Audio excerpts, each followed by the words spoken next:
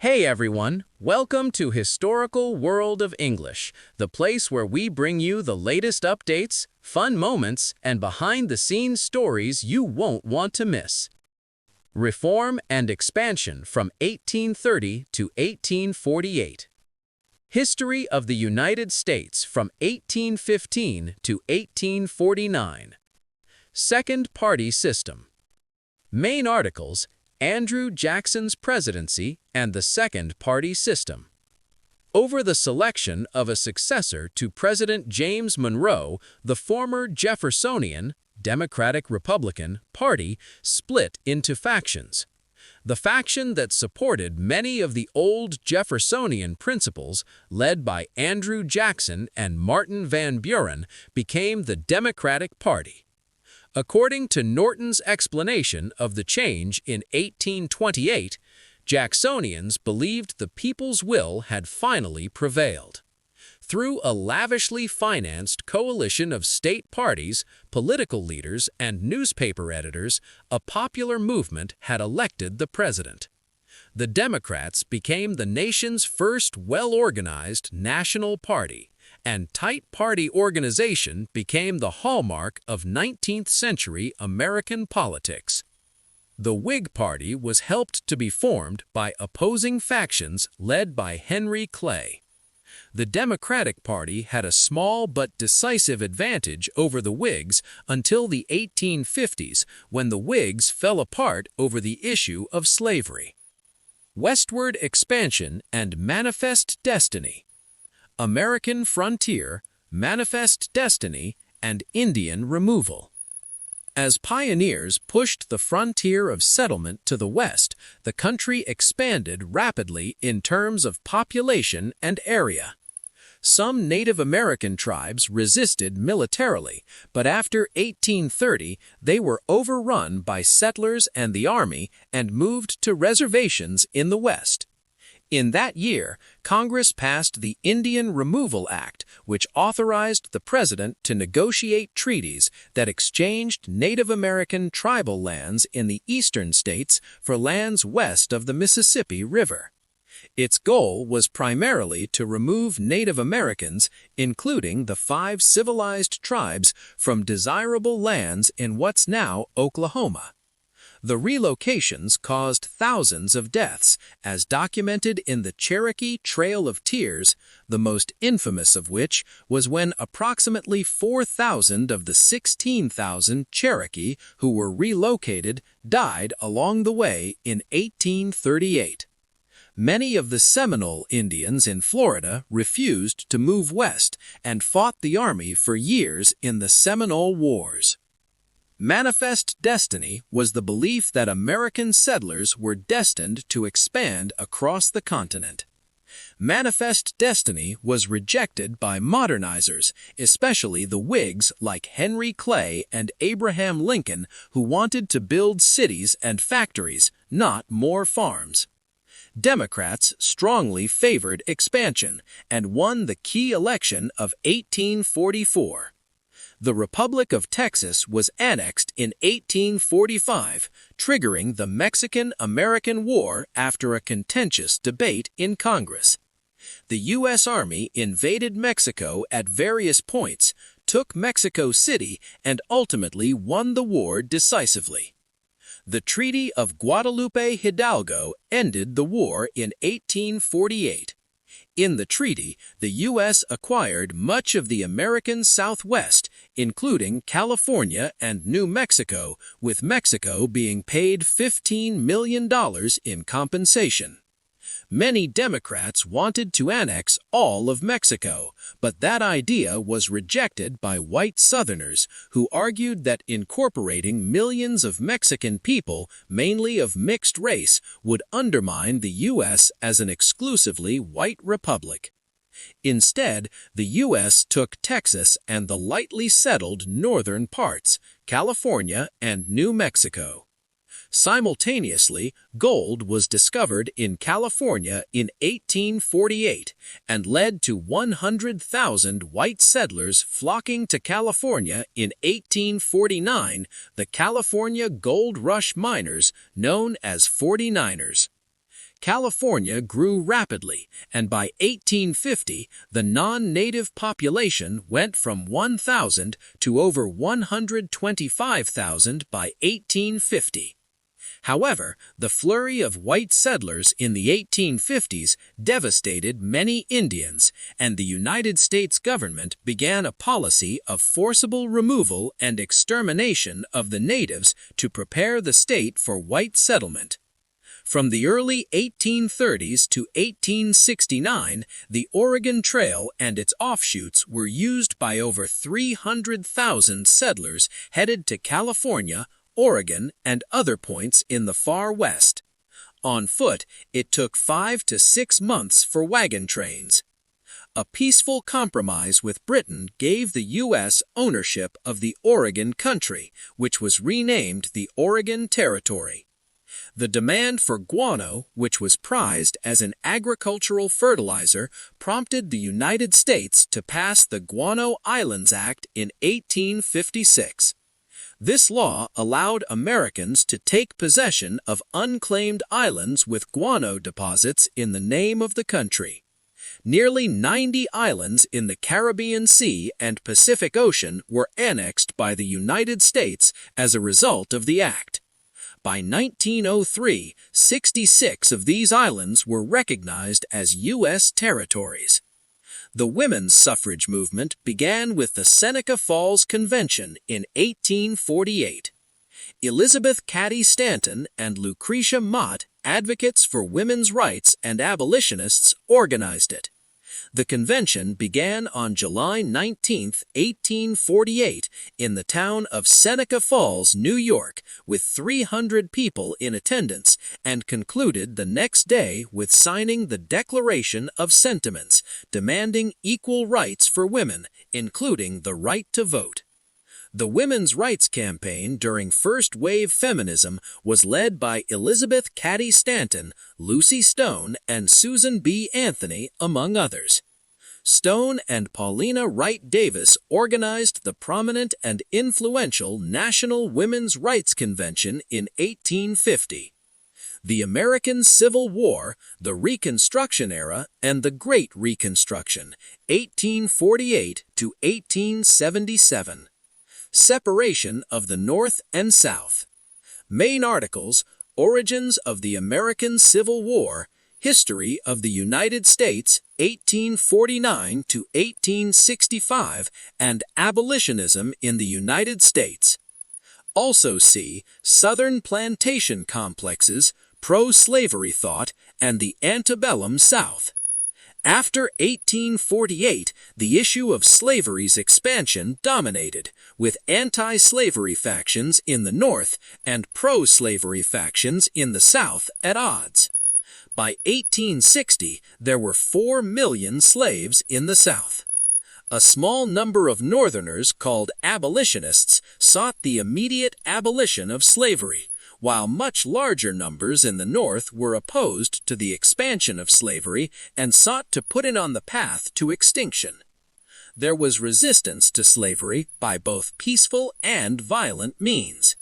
Slave rebellions by Gabriel Prosser in 1800, Denmark Vesey in 1822, and Nat Turner in 1831 caused fear in the white South. The Kansas-Nebraska Act, pushed by Stephen Douglas in the name of popular sovereignty and democracy, repealed the Missouri Compromise of 1820, which explicitly prohibited slavery in this territory and gave voters the power to decide whether slavery was legal in each territory. Anti-slavery forces rose in anger and alarm, forming the new Republican Party to oppose the expansion of slavery out west. Pro- and anti-slavery settlers rushed to Kansas to vote for or against slavery, resulting in years of bloodshed and violence called Bleeding Kansas.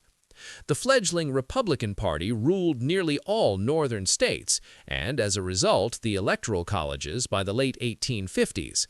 The party insisted that slavery would never be allowed to expand and would therefore slowly die out. Dred Scott v. the Supreme Court's decision in 1857, Sanford ruled that the compromise was unconstitutional and that free black people were not U.S. citizens and therefore unable to sue for their freedom. The decision enraged Northerners, and the Republicans worried that the decision could be used to expand slavery. The decision exacerbated tensions over slavery. Civil War. Main articles: The American Civil War, the Confederate States of America, and 1860 United States presidential election. The Confederate States Army, the Union Army, the military history of African Americans in the American Civil War, the end of the American Civil War, and the end of slavery in the United States are additional resources. 7 Southern states seceded from the Union and formed the Confederate States of America, Confederacy, on February 8, 1861, following the Republican Abraham Lincoln's victory in the 1860 election. On April 12, 1861, Confederate forces attacked a U.S. military installation in South Carolina's Fort Sumter. This marked the beginning of the Civil War. In response, Lincoln called on the states to send militiamen to recapture forts, protect Washington, D.C., and preserve the Union. Lincoln's call led to 4 more states seceding and joining the Confederacy. A few of the northernmost slave states did not secede and became known as the border states. These were Delaware, Maryland, Kentucky, and Missouri. During the war, the northwestern portion of Virginia seceded from the Confederacy, becoming the new Union state of West Virginia. The two armies' first major battle was the First Battle of Bull Run, which the Confederate victory proved to both sides that the war would be much longer than anticipated. In the Western theater, the Union Army was relatively successful, with major battles such as Perryville and Shiloh, along with Union Navy gunboat dominance of navigable rivers, producing strategic Union victories and destroying major Confederate operations. The Union's war in the Eastern theater got off to a bad start. U.S. General George B. McClellan failed to capture the Confederate capital of Richmond, Virginia, in his Peninsula Campaign and retreated after attacks from Confederate General Robert E. Lee. In the meantime, both sides focused on forming new armies in 1861 and 1862. The Union successfully gained control of the border states, driving the Confederates out. Lee's Army of Northern Virginia won battles in late 1862 and spring 1863, but he pushed too hard and ignored the Union threat in the West. He invaded Pennsylvania in search of supplies and to make the North more war-weary. The bloodiest day of the Civil War occurred on September 17, 1862, during the Battle of Antietam in Maryland, which claimed the lives of more than 23,000 people. The Emancipation Proclamation, issued by Lincoln on January 1, 1863, freed 3 million slaves in designated areas of the Confederacy in order to weaken the Confederates' troops and supplies. In perhaps the turning point of the war, Lee's army was badly beaten by the Army of the Potomac, and in July 1863, the Union's victory at the Battle of Gettysburg in Pennsylvania, the deadliest battle in American military history with over 50,000 casualties, proved a turning point in the war. Survivors of the battle were immediately redeployed to suppress the New York City draft riots by Irish Americans protesting Civil War conscription and the city's free black population. In July 1863, Union forces under General Ulysses S. Grant gained control of the Mississippi River at the Battle of Vicksburg, splitting the Confederacy. In 1864, Union General William Tecumseh Sherman marched south from Chattanooga to capture Atlanta, a decisive victory that put an end to Republican war jitters in the North and helped Lincoln win a second term. There was almost no resistance to Sherman's sea march. Much of the South was destroyed and could no longer provide desperately needed supplies to its armies. Grant began a war of attrition in the spring of 1864 and pursued Lee until the final Appomattox campaign. Lee surrendered in April 1865, bringing an end to the war after 4 years. By May 1865, the Union Army had liberated all of the designated slaves and controlled the entire Confederacy. The Civil War was the world's earliest industrial war. Mass-produced weapons, steamships, the telegraph, and railroads were utilized extensively. Civilian factories, mines, shipyards, and factories were mobilized. Foreign trade increased, with the U.S. providing both food and cotton to Britain, and Britain sending in manufactured products and thousands of volunteers for the Union Army and a few to the Confederate Army. The Union blockade shut down Confederate ports. It remains the deadliest war in American history, claiming the lives of approximately 750,000 soldiers and an unknown number of civilians. About 10% of Northern males between the ages of 20 and 45, and 30% of Southern white males between the ages of 18 and 40 perished. Many black people died after being dislocated during the war and Reconstruction. Reconstruction. Main articles: Reconstruction Era and History of the United States, 1865 to 1918. Additional details: the Ku Klux Klan, Jim Crow laws, and the lowest point in American race relations. Reconstruction followed after the end of the war. Days after the American Civil War ended with the Union victory and the surrender of the Appomattox Courthouse, Lincoln was assassinated at Ford's Theater in Washington, D.C. in April 1865 by John Wilkes Booth and was succeeded by Andrew Johnson. After the war, the Far West was developed and settled, first by wagon trains and riverboats, and then by the first transcontinental railroad in 1869. Many Northern European immigrants took up low-cost or free farms in the prairie states. Mining for silver and copper encouraged development. The severe threats of starvation and displacement of the unemployed freedmen were met by the first major federal relief agency, the Freedmen's Bureau, operated by the Army. The Bureau also took in freed slaves. 3 Reconstruction Amendments expanded civil rights for Black Americans. The 1865 13th Amendment outlawed slavery. The 1868 14th Amendment guaranteed equal rights and citizenship for Black people, and the 1870 15th Amendment prevented race from being used to disenfranchise men.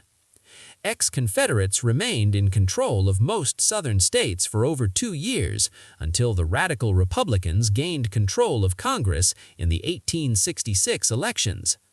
Johnson, who sought good treatment for ex-Confederates, was virtually powerless in the face of Congress and vetoed many civil rights laws.